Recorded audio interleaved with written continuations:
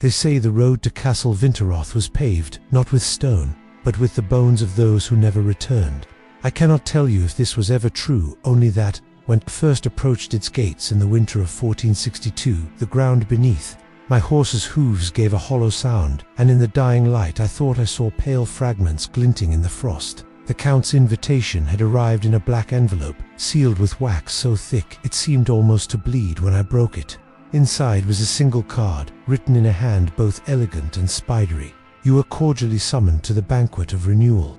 Attendance is not a request, no signature, no date, only the instruction to be at the castle gates by the night of the winter solstice. In those days the kingdom was withering. The harvest had failed twice in succession, and famine roamed the land like a silent army. The rivers had frozen early, and the forests, stripped of deer, stood like black skeletons under the moon.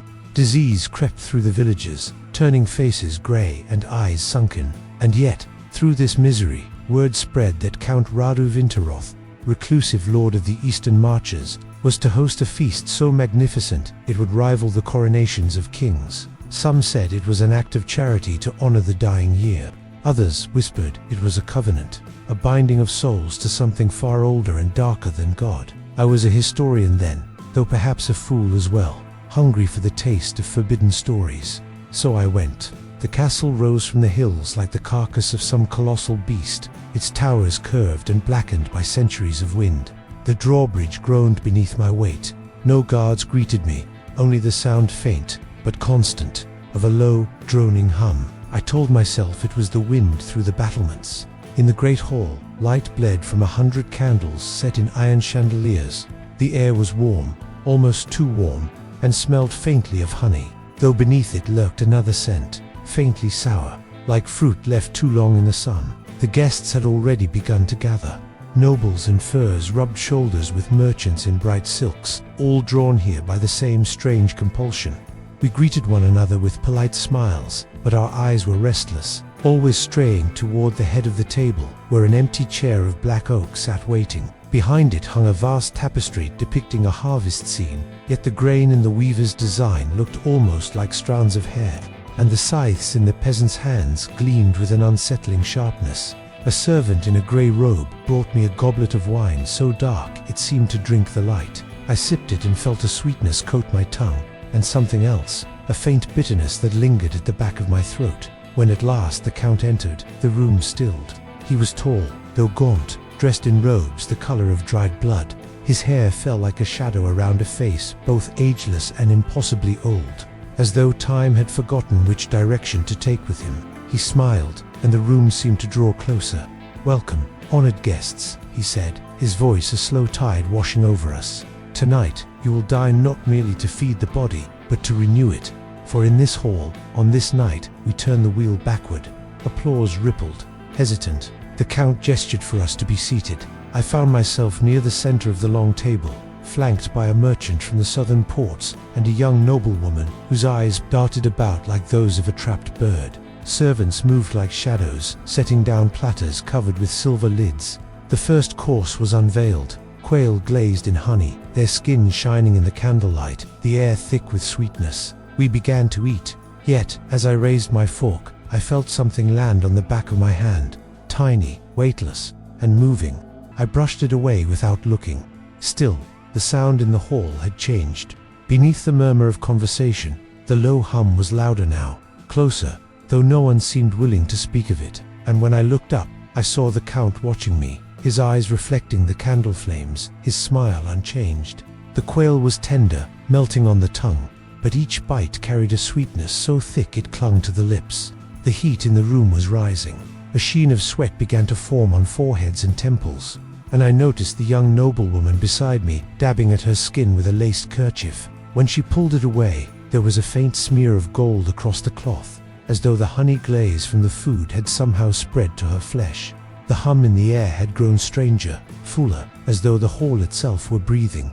I saw a shadow pass across the rim of my goblet, something quick, too small to name, vanishing before my eyes could fix it. The Count rose and lifted his glass. "The first course," he said, "is but a whisper of what is to come. Tonight, you partake in the oldest cure known to man, the feast that chases death itself from the bones. His words seemed to press down upon us. No one spoke, but I saw the merchant beside me swallow hard, his throat working like a man forcing down bile. The second course arrived, platters of roasted fish, their bellies stuffed with figs and dripping in syrup. The smell was intoxicating, heavy, almost narcotic. But with it came the undeniable presence of movement in the air, the brief staccato tick of something brushing against candle flames, the tiny black shapes flickering at the edges of sight. One of the guests, a portly baron at the far end, slapped at his neck suddenly, his face twitching in irritation. A servant leaned close to whisper something in his ear. The baron's expression faltered. He rose stiffly and followed the servant out, leaving his half-finished plate behind. The count did not acknowledge the departure. He only smiled wider and began to speak of the hall's history. How centuries ago it had been built over sacred ground, a place where the ancient tribes had buried their dead with jars of honey to preserve them for the afterlife. But honey, he said, is a gift that can be turned inward. It seals not only the body, but the soul.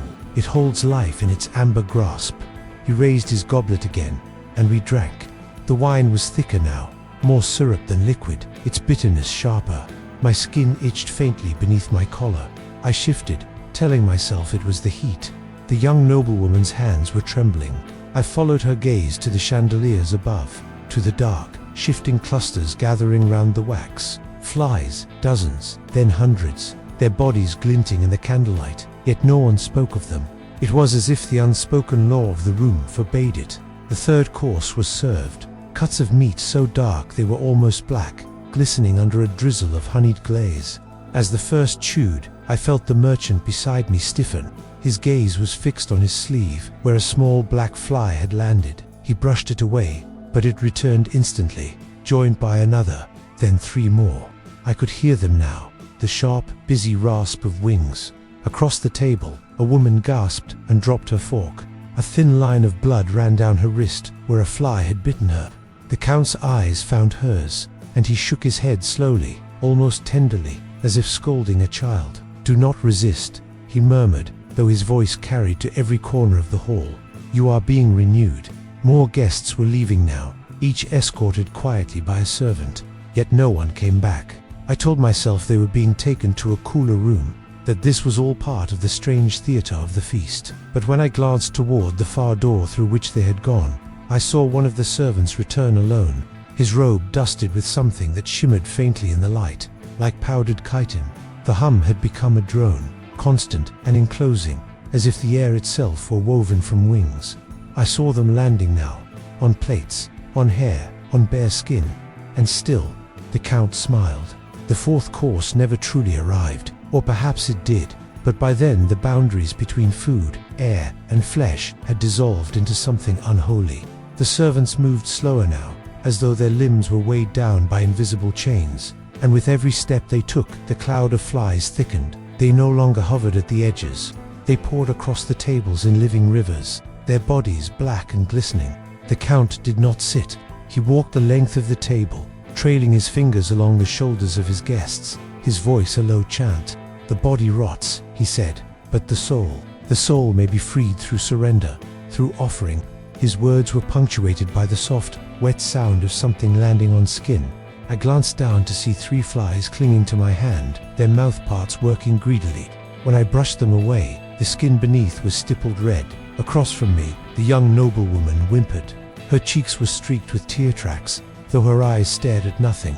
A fat fly crawled across her lips, and she did not move. A man farther down the table screamed, a high, desperate sound that cut through the droning.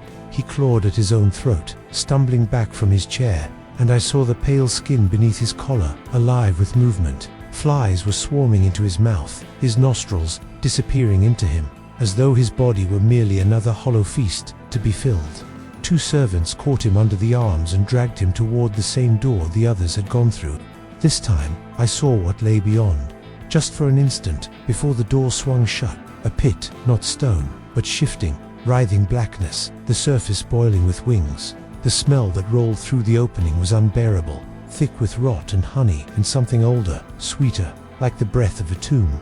My stomach lurched, and the count's voice coiled around me. "Do you know why they come to you?" he asked. smiling as he leaned close. "It is the sugar in your blood.